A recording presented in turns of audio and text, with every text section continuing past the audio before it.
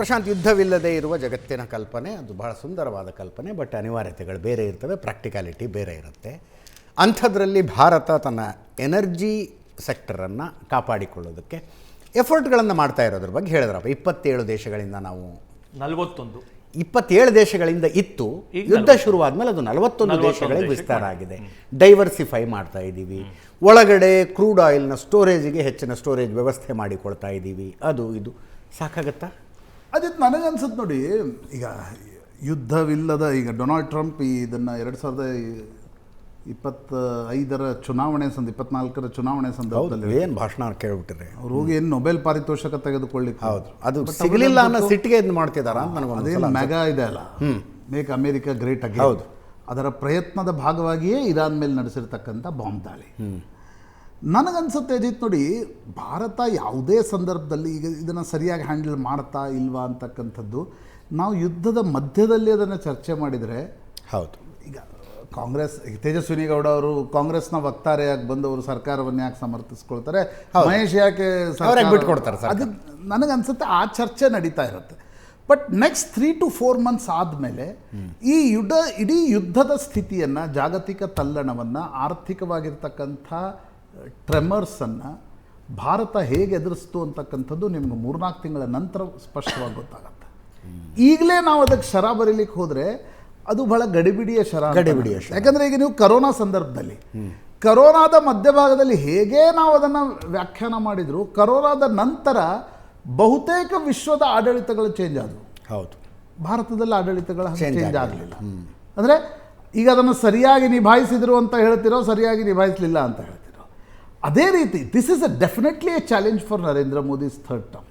ಯಾಕಂದರೆ ನರೇಂದ್ರ ಮೋದಿ, ಇಡೀ ವಿಶ್ವ ಒಂದು ರೀತಿ ರಿಸೆಷನ್ನಲ್ಲಿ ಹೋಗ್ತಾ ಇದೆ. ಈಗ ಯಾಕೆ ಅಮೆರಿಕ ಇದನ್ನು ಮಾಡ್ತಾ ಇದೆ? ಎಷ್ಟೋ ದೊಡ್ಡ ಸಾಲದ ಮೊತ್ತದ ಮೇಲೆ ಅಮೆರಿಕ ಕೂತ್ಕೊಂಡಿದೆ. ಅಮೆರಿಕಕ್ಕಿಂತ ಅನಿವಾರ್ಯ ಯುದ್ಧದ $39 ಟ್ರಿಲಿಯನ್ ಅಂದರೆ ನಾವು 5 ಟ್ರಿಲಿಯನ್ ಎಕಾನಮಿ ಅಂತ ಹೇಳ್ತಿದ್ದೀವಿ, ಅವ್ರು $39 ಟ್ರಿಲಿಯನ್ ಸಾಲನೇ ಮಾಡ್ಕೊಂಡಿದ್ದಾರೆ.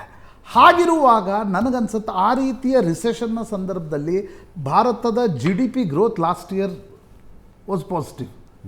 ಹಾಗಿರುವಾಗ ಈ ತೈಲ ಬೆಲೆಯ ಫ್ಲಕ್ಚುಯೇಷನ್ ಯಾವತ್ತೂ ಭಾರತವನ್ನು ಕಾಡಿದೆ. ಕೊಲ್ಲಿ ಯುದ್ಧದ ಸಂದರ್ಭದಲ್ಲಿ ನರಸಿಂಹರಾಯರನ್ನು ಇನ್ಫ್ಲೇಷನ್ ರೇಟ್ ಯಾಕಂದರೆ ಇನ್ಫ್ಲೇಷನ್ ಮೇಲೆ ಕೆಳಗೆ ಆದಂತೆ ಭಾರತದಲ್ಲಿ ಒಂದು ರೀತಿಯಾಗಿರ್ತಕ್ಕಂಥ ರಾಜಕೀಯ ತಲ್ಲಣಗಳು ಶುರುವಾಗ್ತವೆ. ಬರೀ ಆರ್ಥಿಕ ತಲ್ಲಣವಾಗಿ ಉಳಿಯಲ್ಲ ಅದು.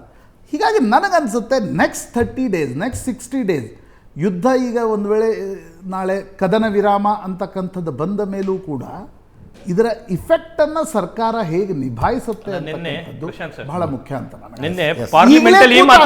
ಅನ್ಸುತ್ತೆ. ಈಗ ನಿಮಗೆ ಪೆಟ್ರೋಲ್ ಬಂಕ್ಗಳ ಎದುರು ಜನ ಸಾಲಗಟ್ಟಿ ನಿಂತಿದ್ದಾರೆ, ಅದಕ್ಕೆ ನೀವು ಎಕ್ದಮ್ ಶರ ಬರಲಿಕ್ಕೆ ಹೊರಟು ಬಿಟ್ರೆ ದಿಸ್ ಇಸ್ ಟು. ಅಲ್ಲ, ನೀವು ನಿನ್ನೆ ಪಾರ್ಲಿಮೆಂಟಲ್ಲಿ ಇದೇ ಮಾತನ್ನು ಹೇಳಿದ್ರು. ಒಂದು short term, medium term and long term policy 7 ಒಂದು ಇದಕ್ಕೋಸ್ಕರ ಒಂದು ಇಂಟರ್ ಮಿನಿಸ್ಟರಿಯಲ್ ಒಂದು ಟೀಮನ್ನು ಮಾಡ್ತೀವಿ ಅಂತೇಳಿ. ಇದು ಯಾಕೋಸ್ಕರ ಅದನ್ನು ಮೋದಿಜಿ ಹೇಳಿದರು ಅಂತಂತಂದರೆ, ಇದ್ರದ್ದು ಏನು ಎಫೆಕ್ಟ್ ಇದೆ, ಕಾಸ್ಟ್ ಎಫೆಕ್ಟ್ ಮುಂದಿನ ಏನು ಒಂದು ವರ್ಷಕ್ಕೆ ಸರ್ಕಾರ ಇದ್ರು ಅದನ್ನು ಮಾಡೋದು ಅಲ್ಲ ಮಾಡಿ. ಯಾವ ಸರ್ಕಾರ ಅಲ್ಲ, ಈಗ ಚರ್ಚೆ ಮಾಡ್ತಿರೋದು ನಮ್ಮ ಸರ್ಕಾರ. ಅದು ಅನೇಕ ಸರ್ಕಾರಗಳು ಯಾವ್ದು ಈ ಥರದ್ದು ಮಾಡದೇ ಇರೋಂಥ ಉದಾಹರಣೆಗಳಿದೆ. ಅದು ನೀವು ಕಾಮನ್ ಆಗಿ ನೀವು ಅದನ್ನು ಹೇಳ್ಬೋದು ನೀವು. ಆದರೆ ಈ ಸರ್ಕಾರ ಅದರಲ್ಲಿ ದೃಢತೆ ಇದೆ, ಅದರಲ್ಲಿ ಕಮಿಟ್ಮೆಂಟ್ ಇದೆ. ಈ ಕಮಿಟ್ಮೆಂಟ್ ಇರೋ ಕಾರಣಕ್ಕೋಸ್ಕರ ಇವತ್ತು ಯಾಕೆ ಇಡೀ ದೇಶ ಜನ ಮೊನ್ನೆ ತಮಿಳುನಾಡು ಒಳಗಡೆ. ಸಮಯ ಮುಗಿತಾ ಇದೆ. ಧನ್ಯವಾದ ಇಬ್ಬರಿಗೂ. Thank you Prashanth. ಇದರೊಂದಿಗೆ ಇವತ್ತಿನ ಲೆಫ್ಟ್ ರೈಟ್ ಆ್ಯಂಡ್ ಸೆಂಟರ್ ಮುಗಿಸ್ತಾ ಇದ್ದೀವಿ. ನೇರ ದಿಟ್ಟ ನಿರಂತರ ಸುದ್ದಿಗಾಗಿ ನೋಡ್ತಾ ಇರಿ ಏಷ್ಯಾನೆಟ್ ಸುವರ್ಣ ನ್ಯೂಸ್.